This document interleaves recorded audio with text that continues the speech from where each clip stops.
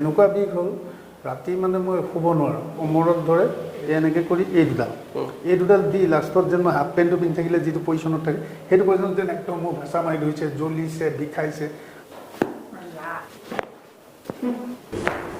বিষ ক'তো নাই, মই 100% পাইছোঁ। হেল্ল' ফ্ৰেণ্ডছ, নমস্কাৰ। পেইন এৱে চেণ্টাৰ গুৱাহাটীত এজন পেচেণ্ট আহিছে, কথা পাতিম জানিম। নমস্কাৰ। নমস্কাৰ, কি মোৰ নাম গজেন চন্দ্ৰ ডেকা। মই চামাতি চাংমাৰী, পশ্চিম জ্যোতিনগৰ। কি অসুবিধাত আহিছিলে এইটো কওক? অসুবিধা মানে মোৰ কি হ'ল, আগতে মোৰ কঁকালৰ বিষ হৈছিলে 2018 চনত। তাৰপিছত 18 চনত জাষ্ট কঁকালৰ বিষ আৰু এনে পটককৈ হৈ গ'ল, গৰম পানী দি সেকি দিওঁ। সেইদিনা অকস্মাতে কি হ'ল মানে এনেকুৱা বিষ হ'ল ৰাতি মানে মই শুব নোৱাৰোঁ, উঠি চিঞৰ বাখৰ কৰি থাকোঁ। তাৰপিছত গৰম পানী দি থাকিলে যাবই লাগিব তাত, আদাৰৱাইজ মোৰ কোনো হেৰি নাই। আহিলোঁ, আপুনি সেইদিনা চালে, চাই ক'লে নহয় তুমি আগে MRI কৰা।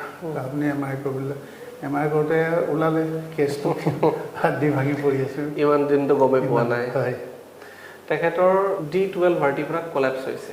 কলেপছ হৈছে, তেখেত গম নাপায়, তেনেকৈ খোজকাঢ়ি আছে, চলি ফিৰি আছে, তো এইবিলাক কথা তেখেত গম নাপায়।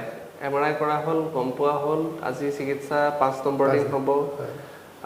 কেনেকুৱা খবৰ এতিয়া? এতিয়া মোৰ যিটো আচল পেইন আছিল, মেইনলি আছিল কোমৰত ধৰে, চাইডিকা বুলি কয় নেকি আপোনালোকে, এনেকৈ কৰি এই দুডাল দি লাষ্টত যেন মই হাফ পেণ্টটো পিন্ধি থাকিলে যিটো পজিশ্যনত থাকে সেইটো পজিশ্যনত যেন একদম মোৰ ভেঁচা মাৰি ধৰিছে, জ্বলিছে, বিষাইছে।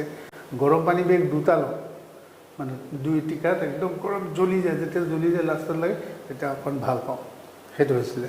আপোনাৰ পৰা অহাৰ পিছত এই বস্তুটো নাই, এতিয়া নাই। মই চাওঁ এনেকৈ মই বহিব পাৰোঁ, মই চিধা সেইটো দি বহিব পাৰোঁ, কোনো প্ৰব্লেম নাই।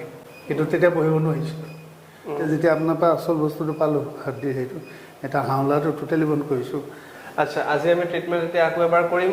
ট্ৰিটমেণ্টৰ কিছু ক্লিপছ দেখাম, ষ্টাৰ্ট কৰোঁ এতিয়া। ঠিক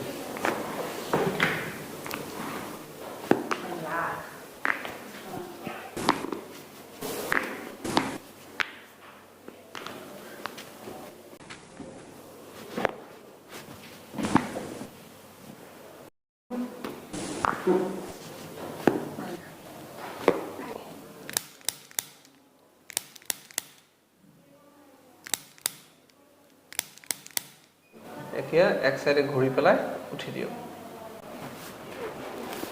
বহক, বহক।